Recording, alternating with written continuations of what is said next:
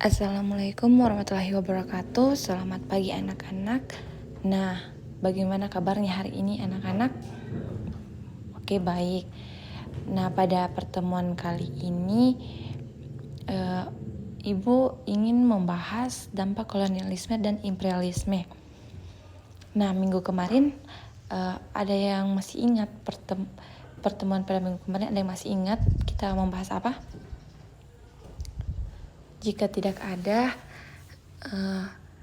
sebelum kita memulaikan pelajaran, Ibu ingin mengabsen dulu berapa yang hadir pada hari ini. Baik, yang hadir pada hari ini 25 ya anak-anak.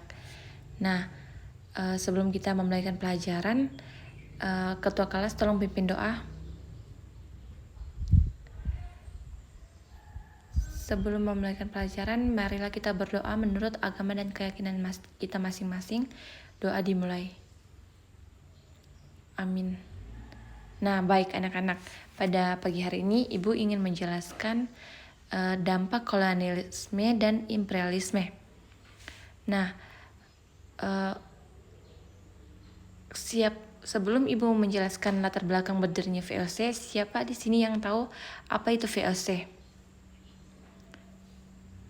Nah, jika tidak ada yang tahu, VOC itu atau Verenigde Oost-Indische Compagnie itu merupakan perusahaan India Timur yang bersatu, adalah sebuah perusahaan dagang Belanda yang didirikan pada tanggal 20 Maret 1602 anak-anak.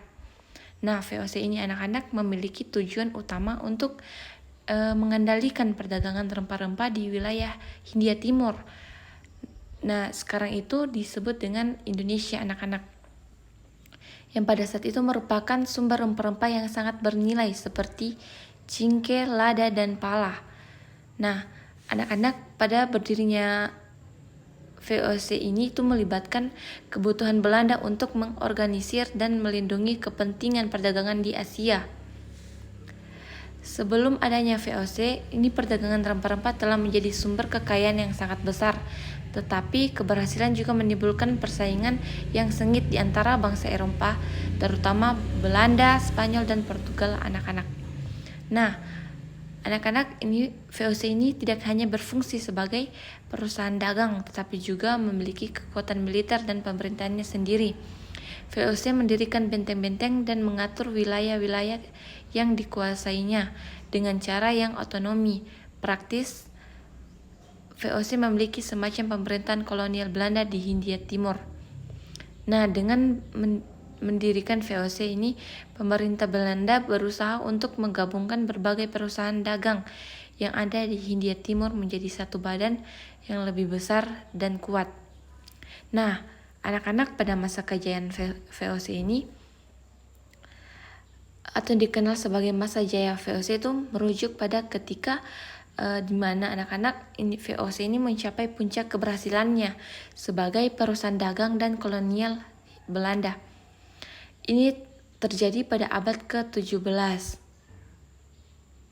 di mana ketika VOC itu memainkan peran sentral dan monopoli perdagangan rempah-rempah dan kolonialisasi di wilayah Hindia Timur. Nah, anak-anak, pada pembubaran VOC ini, meskipun masa jaya VOC itu menciptakan keberhasilan ekonomi dan kekuatan kolonial bagi Belanda, ini juga disertai dengan eksploitasi atau penindasan dan konsekuensi negatif lainnya bagi masyarakat pribumi di wilayah yang dikuasainya. Nah, anak-anak, pada masa kejayaan VOC ini kemudian berlangsung hingga abad ke-18, di mana ketika perusahaan ini menghadapi krisis finansial yang akhirnya itu mengarah pada pembubarannya. Anak-anak, pada pemerintahan Belanda ini itu berusaha menyelamatkan VOC dengan memberikan bantuan keuangan dan rekonstruksi utang, namun upaya tersebut tidak berhasil anak-anak, di mana selama perang Napoleon, VOC diserahkan kepada Prancis oleh pemerintah Belanda yang diduduki pada tahun 1905. Dan pada 1700 1999 VOC secara resmi dibubarkan. Nah, di mana anak-anak pada pembubaran ini menyebabkan pemerintah Belanda mengalami alih langsung kendali atas wilayah kolonial Indonesia.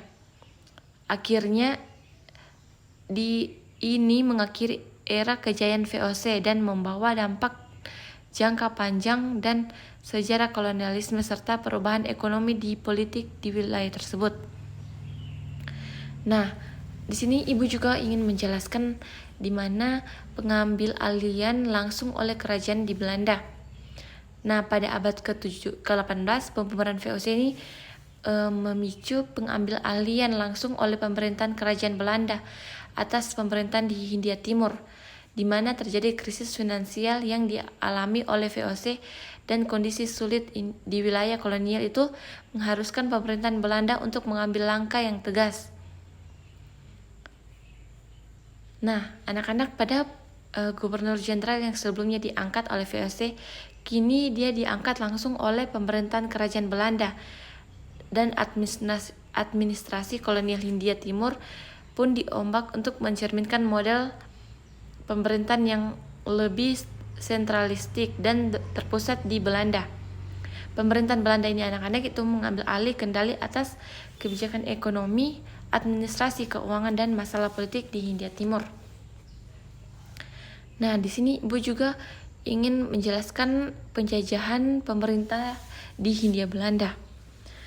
Nah, anak-anak, pada penjajahan oleh pemerintah Hindia Belanda itu memberikan dampak besar pada masyarakat lokal, di mana masyarakat merasakan eksploitasi ekonomi melalui sistem tanam paksa dan monopoli perdagangan yang menciptakan ketidaksetaraan sosial dan rasial. Kondisi ini sulit dihadapi oleh petani akibat kewajiban kerja paksa dan pajak yang tinggi, di mana perubahan sosial dan kultural terjadi melalui asimilasi budaya. Tetapi beberapa masyarakat berhasil mempertahankan identitas kultural mereka. Nah, anak-anak pada akses terbatas terhadap pendidikan juga mempertahankan identitas menjadi kendala, dan masyarakat merespon penindasan dengan protes dan pemberontakan. Pemisahan sosial antara komunitas Eropa dan pribumi juga terjadi. Semua ini menciptakan kondisi yang sulit bagi masyarakat lokal dan memicu pada perlawanan kontribusi pada perjuangan menuju kemerdekaan Indonesia pada tahun 1945. Nah, di sini Ibu juga ingin memperlihatkan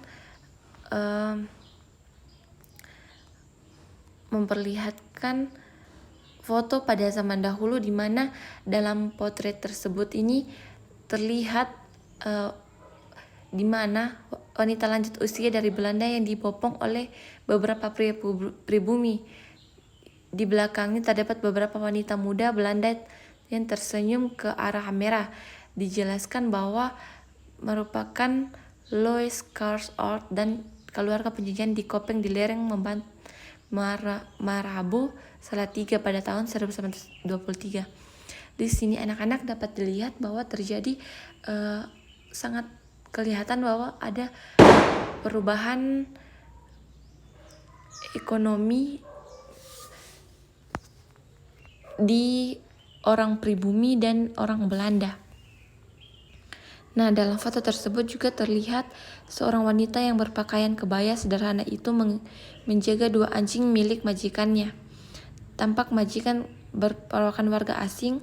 Dalam foto tersebut, jika gambar ini merupakan potret seorang wanita Eropa bersama pelayan dan dua ekor anjingnya, peliharaannya di Kopeng Salatiga pada tahun 1935.